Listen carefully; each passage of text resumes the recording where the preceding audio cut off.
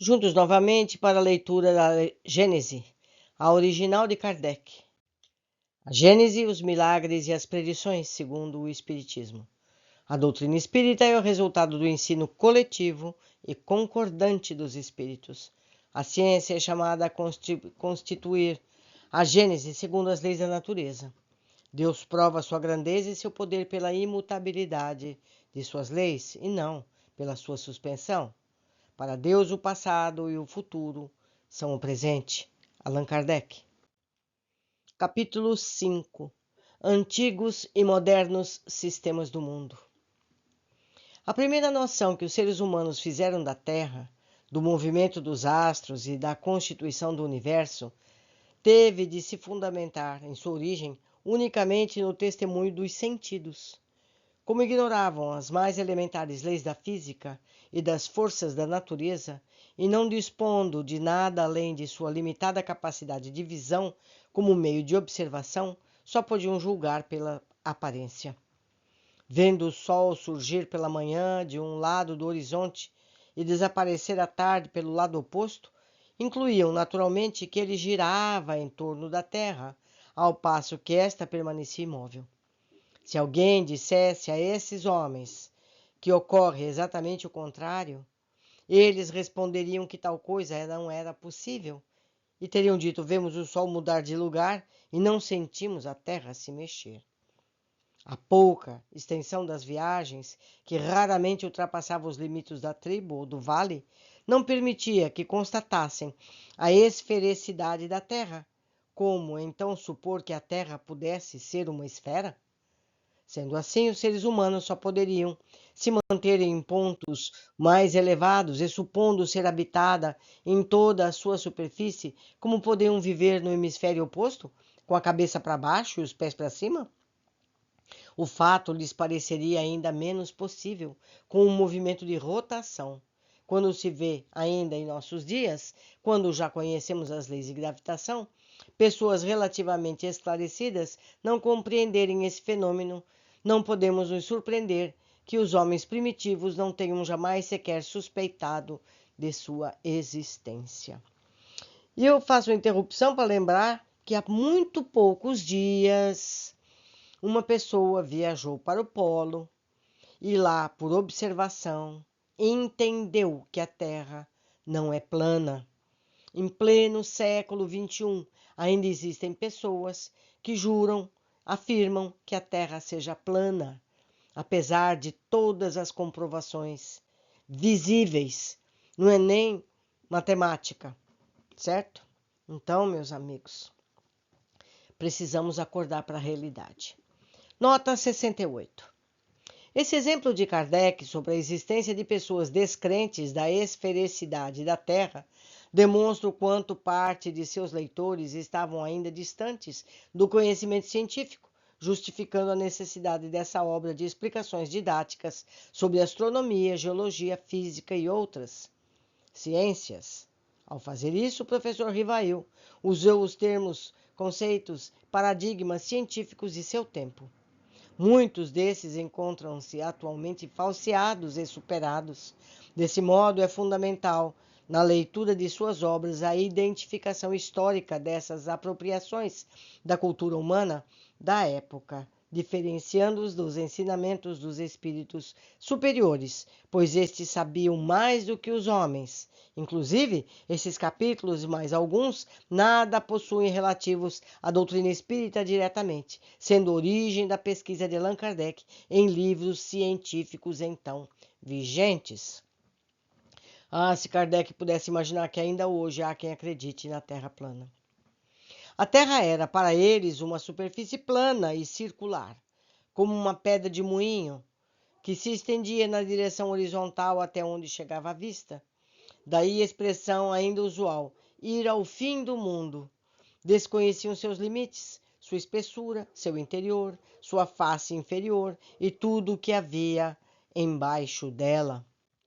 Nota de rodapé, número 69. A mitologia hindu ensinou que, ao anoitecer, o sol, a estrela do dia, se despojava de sua luz e cruzava o céu durante a noite com uma face escura. Gente do céu! Para a mitologia grega, representava a carruagem de Apolo, desenhada por 4 cavalos. Anaximandro de Mileto afirmava que, segundo Plutarco, que o Sol era um carro cheio de fogo vivo que escapava pela abertura circular. Epicuro, segundo alguns, teria dado a opinião de que o Sol estava aceso pela manhã e saía à noite das águas do oceano. Outros pensavam que ele imaginou que essa estrela era uma pedra-pome, aquecida à incandescência. Já Anaxágoras a considerou como um ferro em brasa do tamanho do Peloponeso, coisa circular. Os antigos estavam tão fortemente induzidos a considerar que a magnitude aparente real da estrela que perseguiam esse filósofo imprudente, por ser atribuído esse volume a uma tocha do dia, sendo necessária toda a autoridade de Péricles para salvá-lo de uma sentença de morte, comutada por uma de exílio. Flammarion, Estudos e Leituras sobre Astronomia, página 6. Diante dessas ideias publicadas no século V a.C., época de maior esplendor da Grécia, não podemos nos surpreender com as ideias que os homens, ou seja, da humanidade das primeiras eras, haviam formado sobre o sistema do mundo. E foi nessa época, meus amigos, que a Bíblia foi escrita, que o Velho Testamento foi escrito. Pensem bem como era a mentalidade dessas pessoas no século V antes de Cristo. Item 3.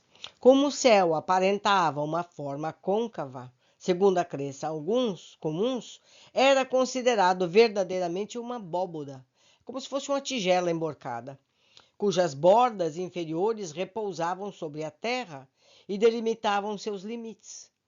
Uma imensa cúpula totalmente preenchida com ar, sem nenhuma noção sobre o infinito de espaço, incapazes até de conceber o que os homens supunham essa abóboda constituída de uma terra sólida. Daí o nome firmamento, como se fosse firme. Firmamento, que sobreviveu à crença e que significa firme, resistente, do latim firmamentum, derivado de firmus, e do grego erma, ermatos, firme, arrimo, suporte, ponto de apoio. As estrelas, das quais eles não podiam supor a natureza, eram consideradas simples pontos luminosos, maiores ou menores, presos na abóboda, como lâmpadas suspensas, dispostas em uma única superfície, e por conseguinte todas elas a uma mesma distância da Terra, da mesma maneira que são representadas no interior de certas cúpulas, pintadas de azul para simbolizar o azul do céu. Que triste, né, amigos? Que triste. Embora atualmente as ideias sejam outras, conservou-se o uso de antigas expressões. Disse ainda a abóboda celeste sob a cúpula do céu. A formação das nuvens pela evaporação das águas terrenas também era desconhecida. Ninguém poderia imaginar que a chuva caía do céu, tivesse sua origem na terra, de onde não se via a água subir. Daí a crença da existência das águas superiores e das águas inferiores, fontes celestes, fontes terrestres, dos reservatórios colocados nas altas regiões, suposição que estava perfeitamente de acordo com a ideia de uma abóboda sólida capaz de sustentá-los. As águas superiores escapavam por frestas da abóboda e caíam na forma de chuva. Conforme a largura dessas aberturas, a chuva seria suave, torrencial ou diluviana. A ignorância completa acerca do conjunto do universo e das leis que o regem, bem como da natureza, da constituição e da finalidade dos astros, que pareciam ser tão pequenos comparados à Terra, devia necessariamente fazer com que esta fosse considerada como a coisa principal, o único motivo da criação, e os astros como acessórios, criados unicamente para deleite de seus habitantes. Esse preconceito perpetuou-se até hoje, apesar das descobertas da ciência que mudaram para o ser humano o aspecto do mundo. Quantas pessoas ainda creem que as estrelas sejam ornamentos do céu para dar prazer aos olhos dos habitantes da Terra? Os seres humanos não tardaram a perceber o movimento aparente das estrelas, que se deslocavam em conjunto do Oriente para o Ocidente, aparecendo ao anoitecer e se ocultando pela manhã, mas conservando suas respectivas posições. Contudo, essa observação só teve, como consequência, durante muito tempo, a única função de confirmar a ideia de uma abóboda sólida, arrastando as estrelas em seu movimento de rotação. Essas ideias primárias, ingênuas, foram durante longos períodos seculares o fundamento das crenças religiosas e serviram de base a toda a cosmogonias antigas. Mais tarde, compreenderam pela direção do movimento das estrelas e seu retorno periódico na mesma ordem que a abóboda celeste não podia ser simplesmente uma semiesfera pousada sobre a Terra, mas sim uma esfera inteira, oca, no centro da qual se encontrava a Terra, sempre plana, quando muito convexa e habitada apenas na face superior. Já era um progresso. Mas sobre o que estaria pousada a Terra? Seria inútil relatar todas as suposições ridículas criadas pela imaginação, como a dos dois indianos que diziam ser ela sustentada por 4 elefantes brancos, apoiados sobre as asas de um imenso abutre. Os mais sábios reconheciam nada a saber a respeito. Uma opinião geralmente difundida nas teogonias pagãs situava nos lugares baixos, ou seja, nas profundezas da terra ou debaixo dela, não se sabia ao certo a morada dos condenados, chamada inferno, isto é, lugar inferior, e nos lugares altos, muito além da região das estrelas, a morada dos bem-aventurados.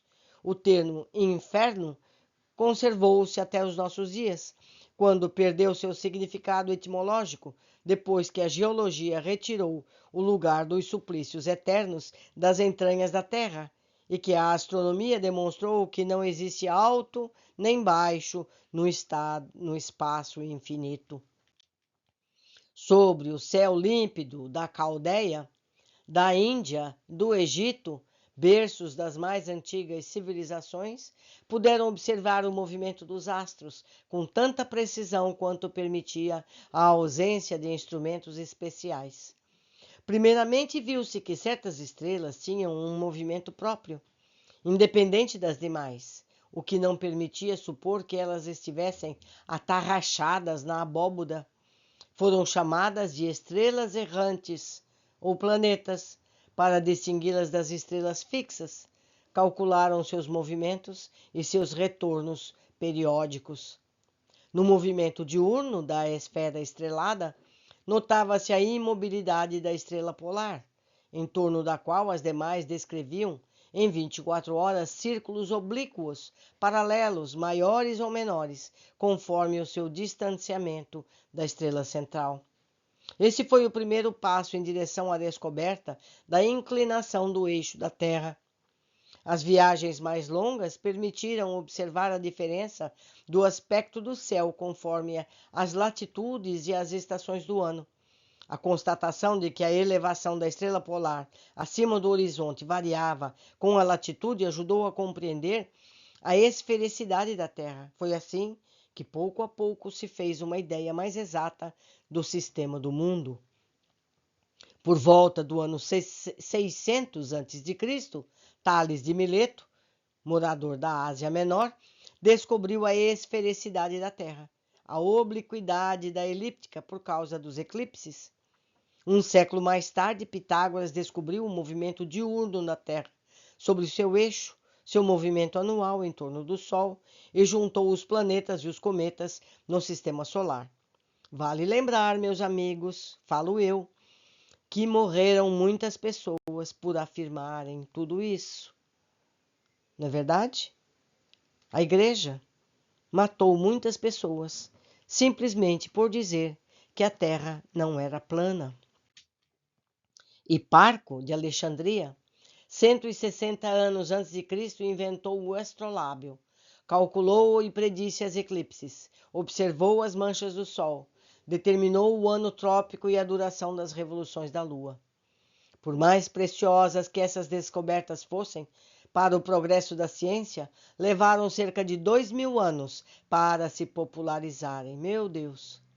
As ideias novas, tendo apenas como meio de propagação raros manuscritos, permaneciam restritas como patrimônio de filósofos que as ensinavam a discípulos privilegiados. O povo, que ninguém pensava em esclarecer, não tirava proveito algum dessas ideias, continuando a alimentar-se das velhas crenças. Por volta do ano 140 a.C., Ptolomeu, um dos homens mais ilustres da escola de Alexandria, combinando suas ideias com as crenças vulgares e algumas das mais referentes descobertas astronômicas, compôs um sistema que se pode chamar de misto, o qual leva seu nome. Durante aproximadamente 15 séculos, foi o único adotado pelo mundo civilizado. Conforme o sistema de Ptolomeu, a Terra é uma esfera no centro do universo. Ela se comporia de 4 elementos: terra, água, ar e fogo. Essa seria a sua primeira região, dita elementar. A segunda região, chamada etérea, compreendia 11 céus, ou esferas concêntricas, girando em torno da Terra, a saber, o céu, a Lua, Mercúrio, Vênus, Sol, Marte, Júpiter, Saturno e as estrelas fixas do primeiro cristalino, esfera sólida transparente do segundo cristalino, e finalmente do primeiro móvel, que daria movimento a todos os céus inferiores e os fazia realizar uma revolução em 24 horas. Além dos 11 céus, estava Empírio, a morada dos bem-aventurados, denominação tirada do grego pir ou pur, que significa fogo, porque se acreditava que essa região resplandecia de luz como fogo. A crença em vários céus superpostos prevaleceu ao longo do tempo, mas variando sobre o número deles. O sétimo era geralmente visto como mais elevado. Vem daí a expressão ser arrebatado ao sétimo céu. Paulo disse que fora elevado ao terceiro céu. Segundo Ptolomeu, além do movimento comum, os astros tinham movimentos próprios, particulares, maiores ou menores, segundo o seu distanciamento do centro. As estrelas fixas faziam uma revolução de 25.816 anos. Essa última avaliação denota conhecimento da precessão dos equinócios, que efetivamente se completa em aproximadamente 25.000 anos. No início do século XVI, Copérnico, um célebre astrônomo nascido em Thor, na Prússia, em 1472 e falecido em 1743, retomou as ideias de Pitágoras e tornou público um sistema que, confirmado a cada dia por novas observações, foi favoravelmente acolhido e não demorou a suplantar o de Ptolomeu. Segundo esse sistema, o Sol está no centro e os astros descrevem órbitas circulares ao seu redor, sendo a Lua um satélite da Terra. Um século mais tarde, em 1609, Galileu, nascido na Florença, inventou o telescópio. Em 1610, descobriu os 4 satélites de Júpiter, calculou suas revoluções, verificou que os planetas não têm luz própria, como as estrelas, mas que são iluminados pelo Sol e são esferas semelhantes à Terra. Observou suas fases, determinou a duração de sua rotação sobre seu eixo. Desse modo, por meio de provas materiais, sancionou definitivamente o sistema concebido por Copérnico. Desde então desmoronou o sistema dos céus sobrepostos. Os planetas foram reconhecidos como mundos semelhantes à Terra, sem dúvida habitados. O Sol, como sendo uma estrela, no centro de um turbilhão de planetas que lhe são sujeitos, e as estrelas como os inumeráveis sóis, prováveis centros de outros sistemas planetários. As estrelas não estão mais confinadas em uma região da esfera celeste, mas irregularmente disseminadas pelo espaço sem fim. Aquelas que pareciam se tocar estão a distâncias incomensuráveis umas das outras. As menores em aparência são as mais afastadas de nós. As mais volumosas, as que estão mais próximas, estando ainda a centenas de milhares de léguas. Os grupos, aos quais foi dado o nome constelação, são apenas conjuntos aparentes, causados pelo distanciamento, um efeito de perspectiva, como acontece com um grupo de luzes espalhadas em uma grande área ou árvores de uma floresta para um observador, colocado em um ponto fixo distante. Na realidade, esses agrupamentos não existem. Se pudéssemos viajar para uma região de uma dessas constelações, à medida que nos aproximássemos de sua forma, desapareceria e novos agrupamentos se formariam aos nossos olhos. Desde que esses agrupamentos de estrelas só existem na aparência, o significado de uma crença vulgar supersticiosa de atribuir a ilusória sua influência só pode existir na imaginação. Para distinguir as constelações, deram a elas nomes como Leão, Touro, Gêmeos, Virgem, Balança, Capricórnio, Câncer, Órion, Hércules, Grande Ursa ou Carruagem de Davi, Pequena Ursa, Lira e etc. E foram representadas por figuras que lembram esses nomes, na maioria fantasiosas, não tendo nenhuma relação com a figura aparente do agrupamento de estrelas. Seria inútil procurar por essas figuras no céu. A crença da influência das constelações, sobretudo aquelas que constituem os 12 signos do zodíaco, vem da ideia ligada ao nome que elas têm. Se a que é chamada Leão tivesse sido denominada Asno ou Ovelha, teriam certamente lhe atribuído outra influência. A partir de Copérnico e Galileu, as velhas cosmogonias desapareceram para sempre. A astronomia só poderia avançar e nunca recuar. A história conta com lutas que esses homens de gênio tiveram para sustentar contra os preconceitos, principalmente contra o sectarismo interessado em manter os erros sobre os quais havia fundado crenças supostamente firmadas sobre uma base inabalável. Foi suficiente a invenção de um instrumento óptico para derrubar uma construção de vários milhares de anos, pois nada poderia prevalecer contra a verdade reconhecida como tal. Graças à imprensa, o público inteirou-se das ideias novas e começou a não mais se deixar enganar por fantasias e tomada parte na luta. Esta não era mais contra alguns indivíduos que era preciso combater, mas contra a opinião geral que tomava consciência da verdade. Como é grande o universo diante das mesquinhas dimensões que lhe atribuem os nossos pais. Como a obra de Deus é sublime quando a vemos realizar-se em concordância com as eternas leis da natureza. Mas também quanto tempo, quantos esforços e talentos, quanto eternas leis da natureza. Mas também quanto tempo, quantos esforços e talentos, quanto devotamento foi necessário para abrir os olhos e arrancar, enfim, a venda da ignorância.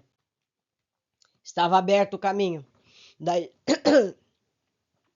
Repetindo, estava aberto o caminho.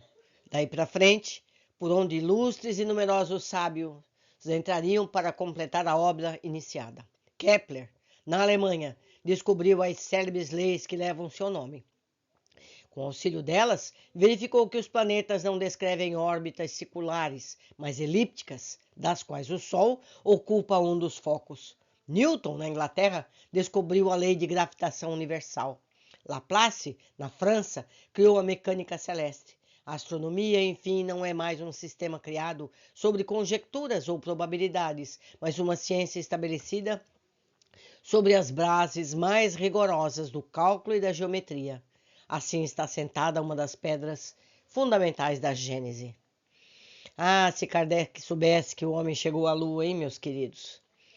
Por hoje ficamos por aqui. Eu aguardo todos vocês na continuidade de nosso estudo. Abraços.